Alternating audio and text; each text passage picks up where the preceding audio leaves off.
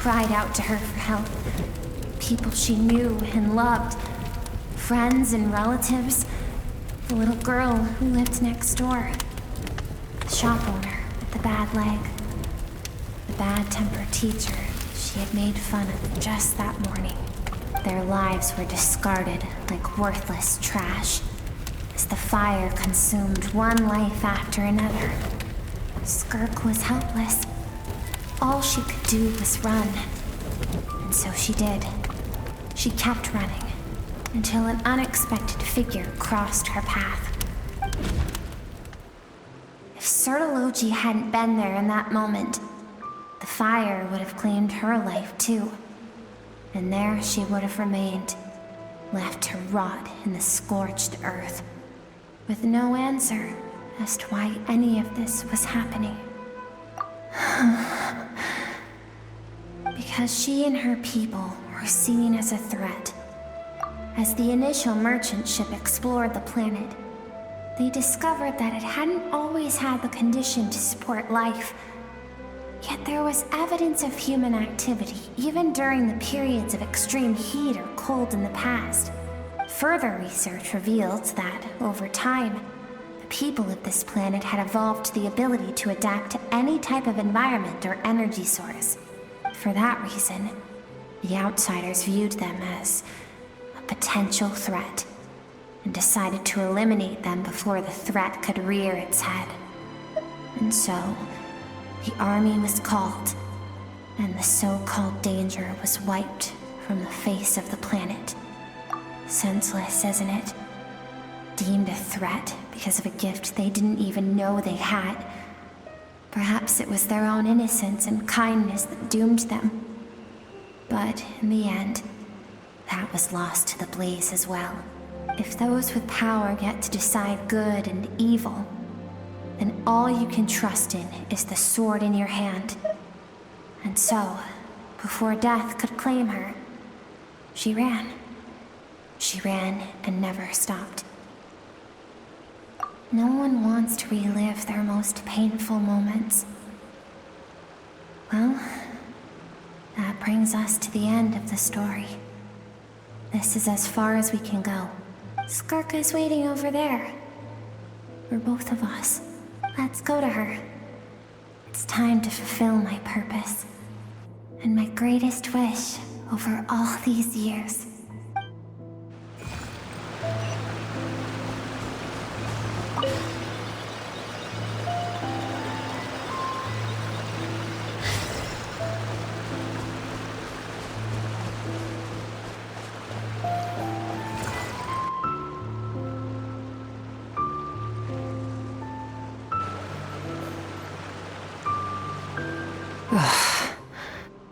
So all this, just so you could bring her here? I have things to say to you. Well, to me. I want someone to witness our reconciliation, even if it takes an argument to get there. And she is the best choice in this moment. Her suppressed emotional self, the version of herself she keeps locked in the recesses of her mind, stifled by reason. All those rejected impulses, those discarded aspects of your past selves, they are a part of me now. I am who you used to be. Someone you have refused to face for too long.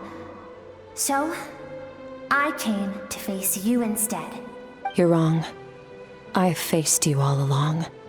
And that's exactly why I keep you locked here. Your existence makes me weak. Moments of joy and longing are when we are most vulnerable. Don't forget, it was a penchant for goodness over reason that doomed our homeland in the first place. The vastness of the universe renders everything insignificant. Our feelings most of all. Even so, learning from the mistakes of the past doesn't have to mean erasing everything. Strip yourself of your so-called weaknesses. Emotions like kindness and empathy. And what makes you any different from the ruthless soldiers who slaughtered our people? The difference is that I'm doing what is right, what is necessary. I allow you to exist, but with limited freedom. That is the greatest kindness I can offer. I've shouldered everything you couldn't carry. I rose above the numbness and emptiness, and it was cold, unfeeling reason that brought me this far. It made me who I am. It made me strong. That is the problem. I want to shoulder those things together. On the grand scale of the entire universe, maybe our feelings are vanishingly small, but why should that mean they don't matter? Emotion gives warmth to the cold expanse of space. It gives meaning to the world around us.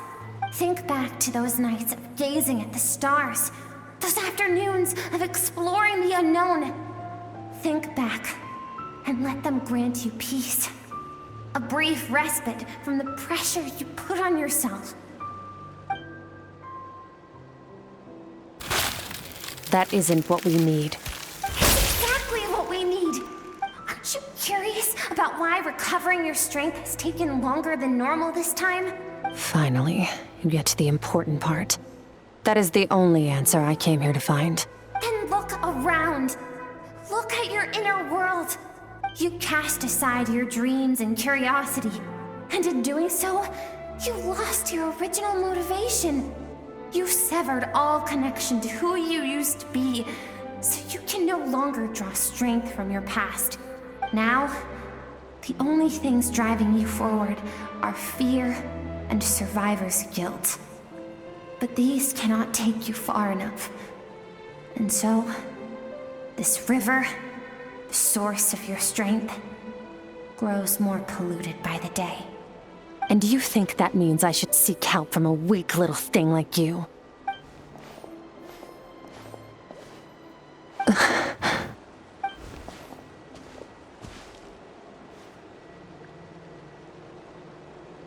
Thank you for saying that. I knew bringing you here would be the right choice. To be honest, I'm not here to argue with you. This isn't about who's right or wrong. And in fact, I agree that in order to make it through the wake of that tragedy, we had to distance ourselves from the pain through reason over emotion. But what is right at one point in time isn't always right forever. I know you will never forget that fire. I know the fact that you were the sole survivor fills you with guilt. And I know that among the voices that haunt you, mine is there too. Because deep down, you know that you didn't turn out to be the person you wanted to be. All those unfulfilled hopes are like knives to the heart. And I don't want you to hurt anymore. So even if you can't accept me, I hope, at least, that you can let go. I keep thinking, maybe it would be better if I had died. I wouldn't be haunted by that fire all the time. I wouldn't have to go on like this.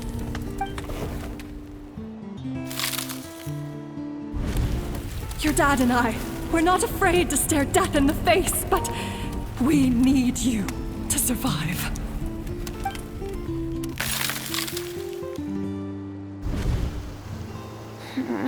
I'm sick of being a kid. There's so many amazing things out there, and I'm ready to see them all.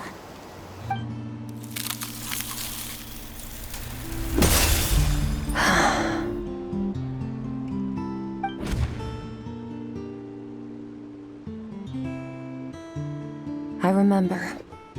There was a song Mom and Dad always sang when we went out to fetch water. Dancing water. The sand along your path is begging for your song and movement. Will you carry this burden with you on your journey? I am not the dancing water, and you are not the burdensome sand. But if this is your wish, then I will carry you with me until the end. Thank you. I should be thanking you.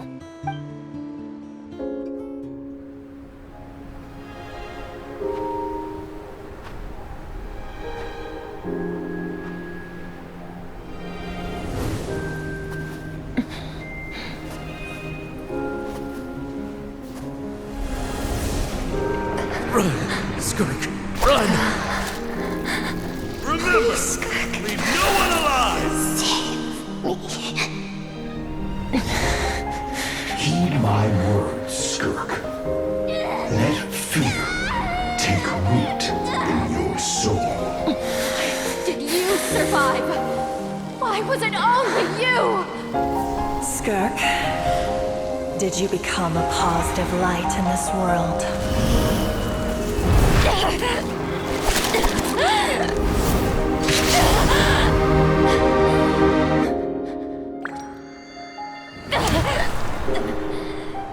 Hey, this doesn't have to be the end.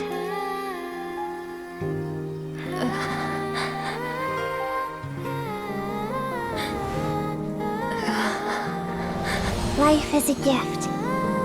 Don't let darkness claim it.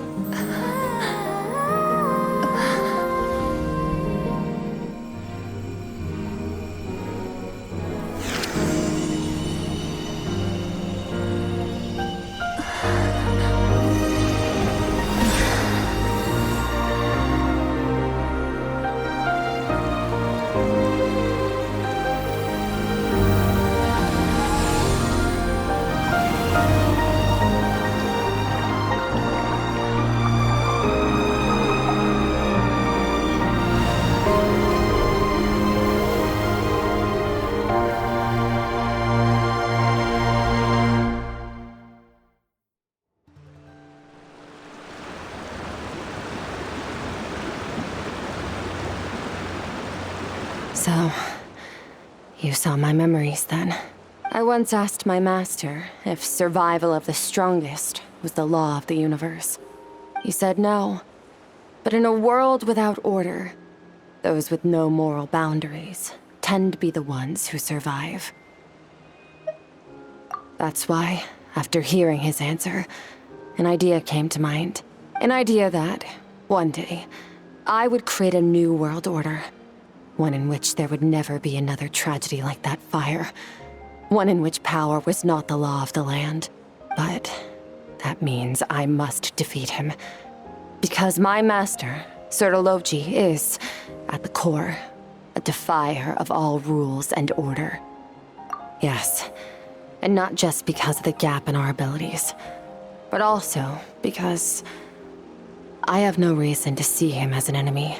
Although his decision to train me was not made out of kindness, he did everything a master should. He saved my life, taught me the sword and the principles of strength. And for that, I respect him. I know, and it's not something I want. But Master never goes back on his word. I have to treat everything he says as a promise. He's no longer into that, but he sends me messages through the abyss every now and then. Most of them are simple greetings, or an answer to one of my questions. Every time I hear from him, my heart skips a beat.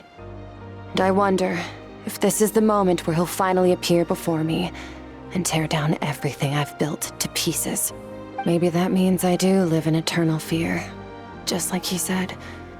Yes, I respect him, but I'm also afraid of him.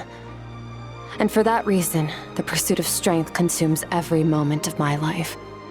I don't know what Master has planned, but I have to be ready. Help me? Why? This isn't your fight.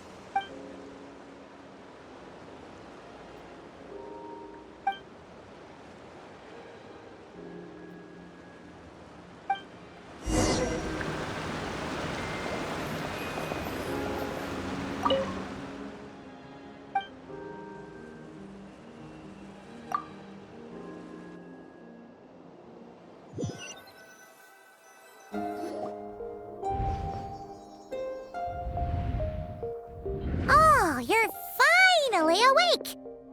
Honestly, Paimon was gone for like 2 seconds and then she comes back and finds you both unconscious? Oh, you scared Paimon half to death! You're both okay, right? What does it look like? Only water from the source can cleanse the rot and filth that flows from the past into the future. I taught you to incorporate the experiences from your journey into how you fight.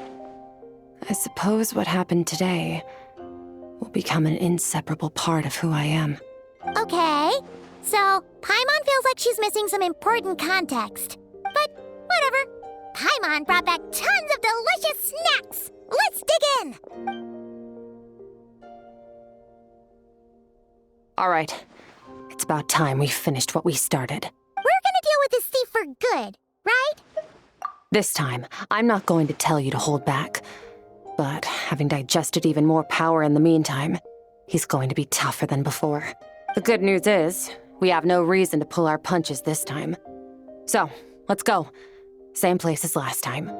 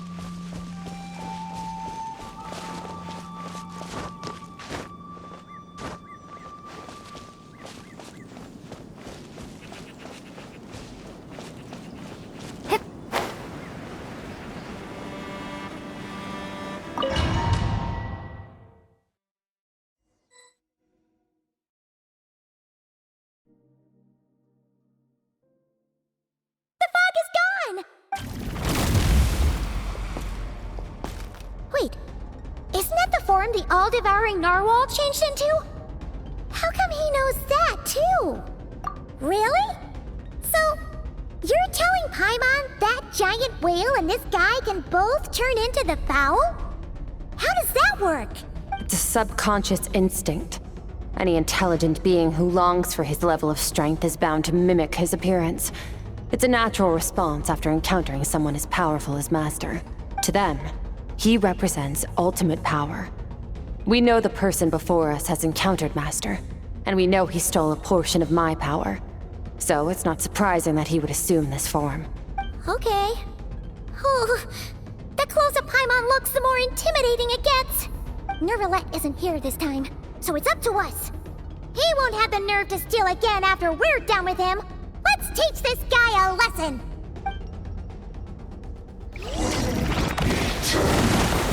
Infinite, everlasting.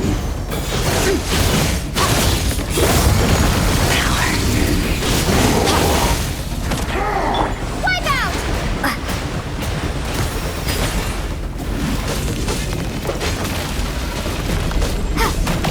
Water jet!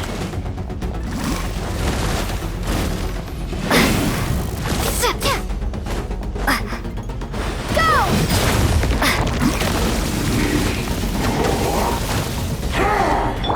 Annihilate! Mine to wield.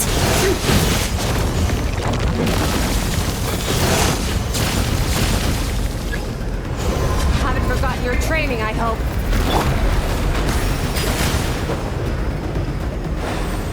Water jet!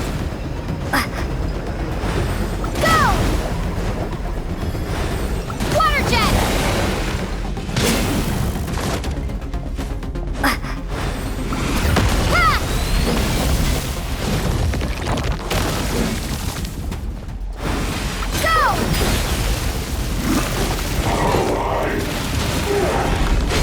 Go!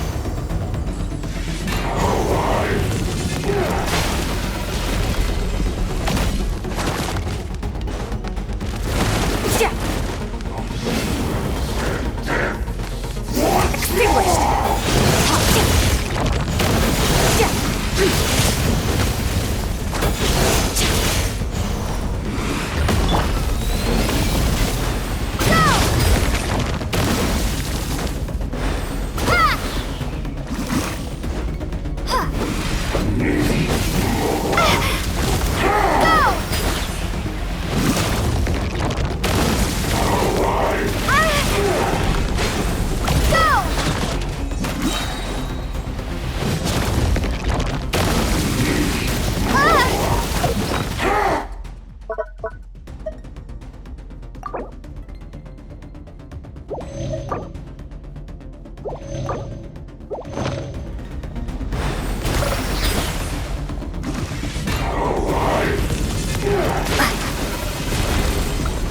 jet!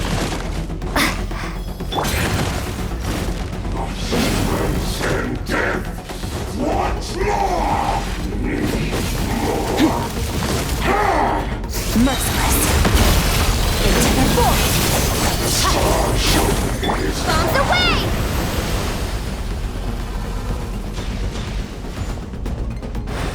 Water jet! Get power.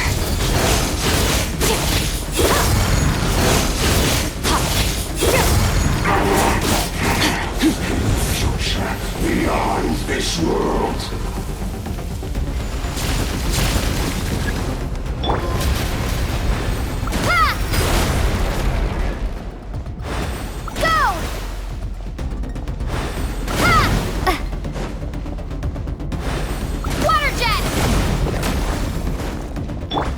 Annihilate power.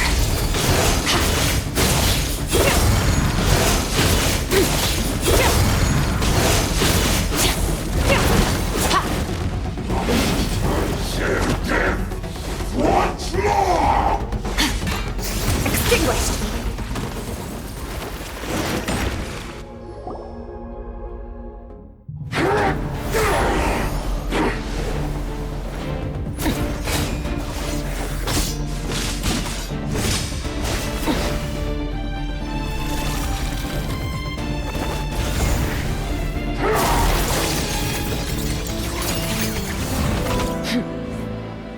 Haven't had enough of my power.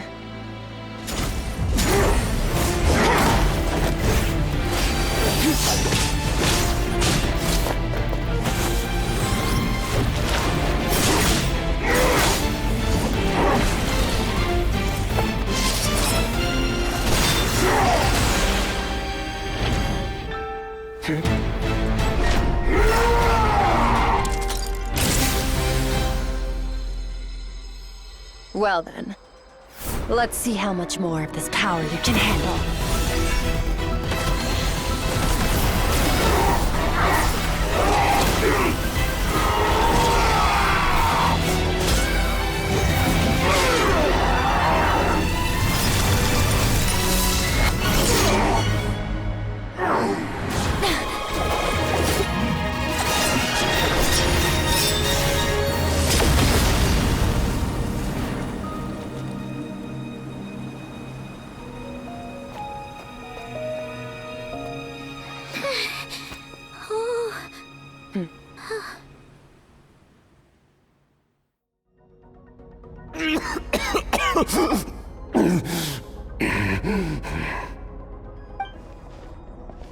Well, have you come to your senses?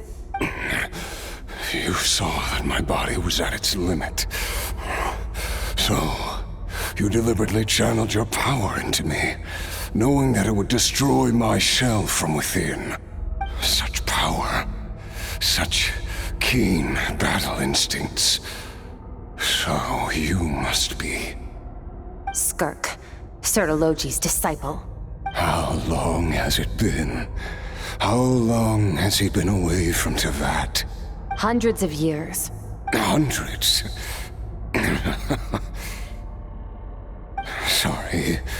It's a lot to take in. I should introduce myself. I am Skafnungar, a friend of your master and one of his followers. This is the first time I've heard your name, Skirk.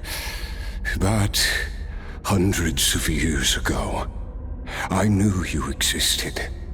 And I knew you would come here. Hundreds of years ago? Sounds like you and Master have quite the history. Care to tell us about it? Of course. Might as well take advantage of a clear head while I can. The story starts a long, long time ago. I was born into a noble family in Conria. As the eldest son, I was set to inherit our title. But I contracted an incurable illness as a child, and everyone gave up on me. I trained the sword harder than anyone else, defeated all of my peers. But it was all in vain. When other people looked at me, all I saw in their eyes was pity, or a strange glee in my misfortune. Even my parents were just waiting for me to die. Over time, my heart hardened, and I became aimless. That was the point where I met your master, Sir Telogi. We were similar in age, but different in background. He was born in prison, the son of criminals who had been sentenced to death. He spent his childhood wandering the streets, facing more criticism than the literary works in the Universitas Magistrorum. Yet, he always wore a smile on his face, as if kindness and malice were one and the same, and he could not see the difference. I still remember what he said to me when we first met. You need to fight to survive. Even if it's a losing battle, it should light a fire under you. How can you sit back like this and go down without a fight? That does sound like something he would say. He was the first to acknowledge that I was worth something, and he inspired me to keep going. When we sparred together, it was the first time I'd actually felt the thrill of combat. When I was 10, he stole forbidden research materials and managed to cure my illness. It was like there was nothing in this world he couldn't accomplish. When it came to the human form, he was always intent on pushing the boundaries of possibility. But somewhere along the way, I fell behind. My talents were nothing compared to his, and at some point, I realized he had pulled so far ahead, I was too embarrassed to even ask him to spar. After his grand endeavor was successful, he sought me out and said to me, "This planet no longer holds anything of interest to me, so I'm leaving. But first, I have an offer. I can use a power I have just refined to break the curse of immortality for you. Your death was once what we worked so hard to prevent. But the immortality you now face is a different kind of pain altogether." I'll pass. Immortality doesn't sound so bad to me. Since I can't die, it means I have an infinite amount of time to get stronger. Maybe I'll finally catch up to you one day, and we can spar like we used to. Are you sure? I cannot say when I will return. Your body, or rather, your soul, might not be able to withstand this curse. All I can do is try. After all, a wise man once told me, people need to fight for their own survival. Wise indeed. Nevertheless, if you grow weary of the pain of immortality and wish to experience a good sparring match before you wither away, seek out my disciple. Disciple? Never thought I'd hear that word coming from you. Nor I. But Vedifenir said I was destined to find a disciple out there in the universe and bring her to Tibet. You know as well as I, Vedifenir's prophecies are never wrong. Well, now I'm curious about who this disciple of yours will be. All Vedifenir said was that one day, the stars shall bow in her honor. Sounds pretty impressive. Of course. Only the most outstanding people would have the right to become my disciple. Still self-assured as ever, I see. But you're not wrong.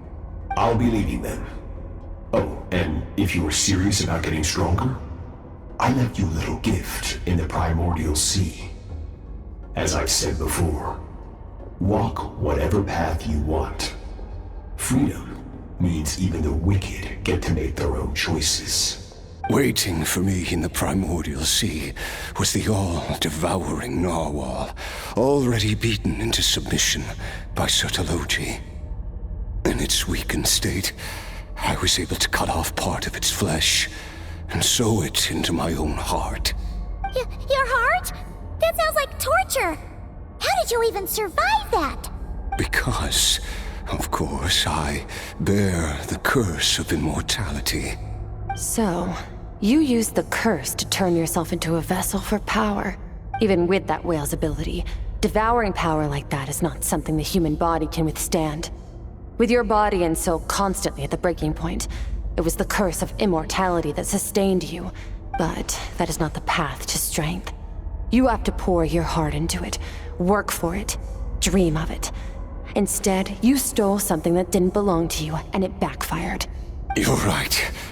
I should have known better, but I had already pushed myself to my limits, and he was still miles ahead of me. So I had to take a leap of faith. I miss your master. I miss the days when we were all together, troublemakers without a home. I don't regret the choice I made. But if you'll allow it, I do want to apologize. To both of you. After the beating we just gave you, I think we can call it even.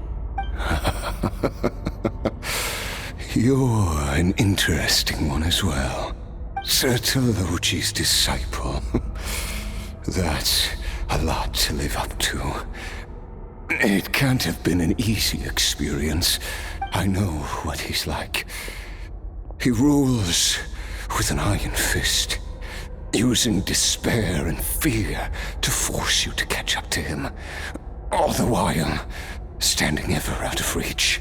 We're like mountain climbers in the dark, never knowing how much higher we have to climb, or when we will see the sun again. True. But I made up my mind long ago. No matter how dark it gets, I will not give in to despair. I will overcome it. Besides, after hearing your story, I suspect what Master really wants is not a battle that demands his full strength, but rather a defeat without regrets. Oh? Since you're his friend, you must have some things in common. First time we came here, when you stabbed me through the fog and stole my power, I felt no emotion coming from that spike. But when you had to devote all your strength fighting me just now, I could feel joy and passion emanating from your blade. It was the joy of a researcher discovering the truth of the world. The joy of an artist uncovering a temple of wonders. Interesting. I'm certain I didn't express those emotions outright. Yet you were able to read them from my blade, like a glimpse into my inner world. You're right.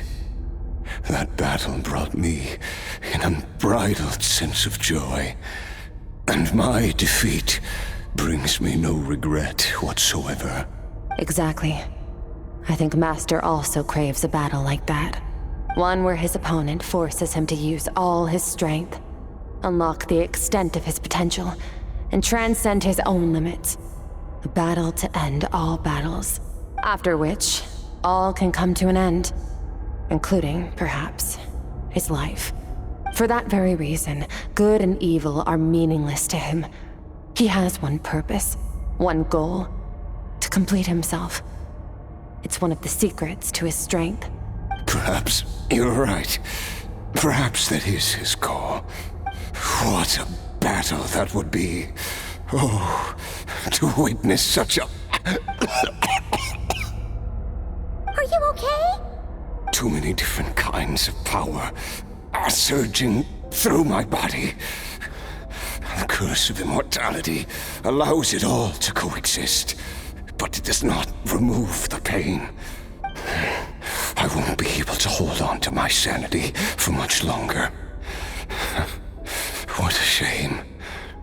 I would have loved to witness that battle. Sertologi once offered to free me from this curse. Now, I must ask that of you, Skirk. Can you release me from the pain? I can, but not through death, if that's what you are hoping for. It's not a suitable punishment for your crime. As an alternative, I can take your consciousness, along with all the power you've consumed, and smash it to pieces. The impurities will dissipate, and under the curse of immortality, your mind and body will regenerate. When that process is complete, you will be back to who you were before, no longer tortured by powers you can't control. But it will be a time-consuming and painful process. The decision is yours to make. I accept. And who knows? Perhaps I'll wake up in time to witness your great battle with Sertologi. I have faith that you'll be able to stand against him one day. Though I know it'll be a long and arduous road. If we are climbers in the dark, it appears the dawn has finally broken for me. But your ascent continues. At least, it looks like you are not alone on your journey. I will reach the top of this mountain, no matter what it takes. And you, Skirk, will be my witness at the end of all things. It's finally over. Let's get out of here. Huh! At least we don't have to make a mad dash for the exit like last time.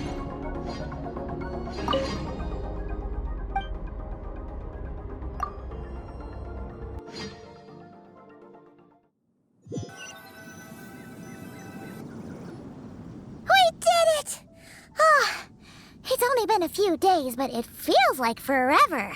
Once again, we've proved there's nothing we can't overcome. We're just that awesome. Wow, you sound even more confident than usual. Guess you really have become stronger. Today sure went by fast. It's night already. Oh wait, that reminds Paimon. The stars you mentioned, the ones that died out, are they back now? Yes. The power Skirk stole has been returned. So, the stars have regained their light. Great! Huh, it's crazy that you even noticed their light was gone. There are so many stars in the sky. If a few disappeared, Paimon definitely wouldn't be able to tell. I suppose it's because I have gazed upon this sky for centuries.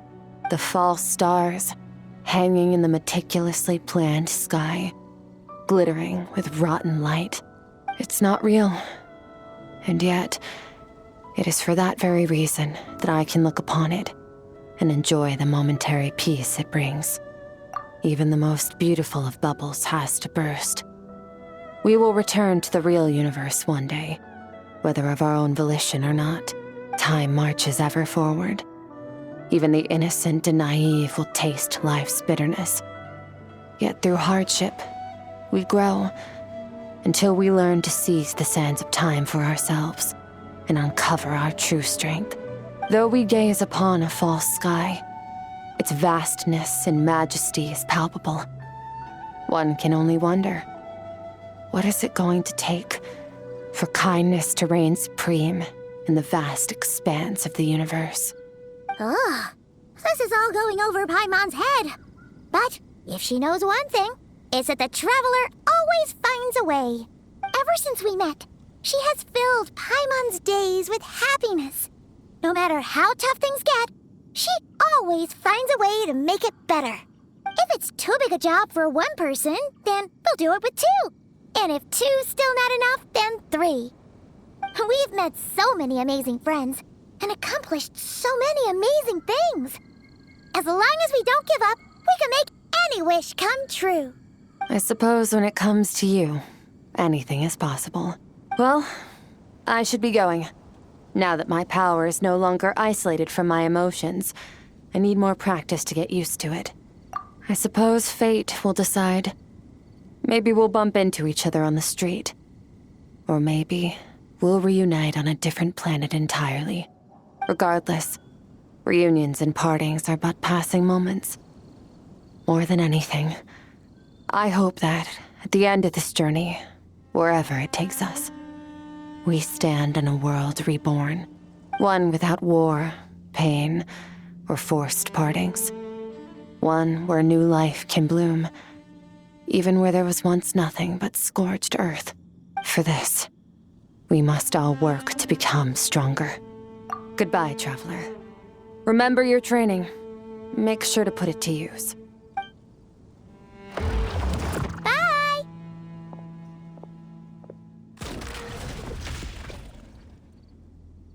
Is it just Paimon, or is she being nicer than before? We definitely count as friends after all that, don't you think? Hey, what do you think about camping here tonight? There's nothing quite like sleeping under the stars.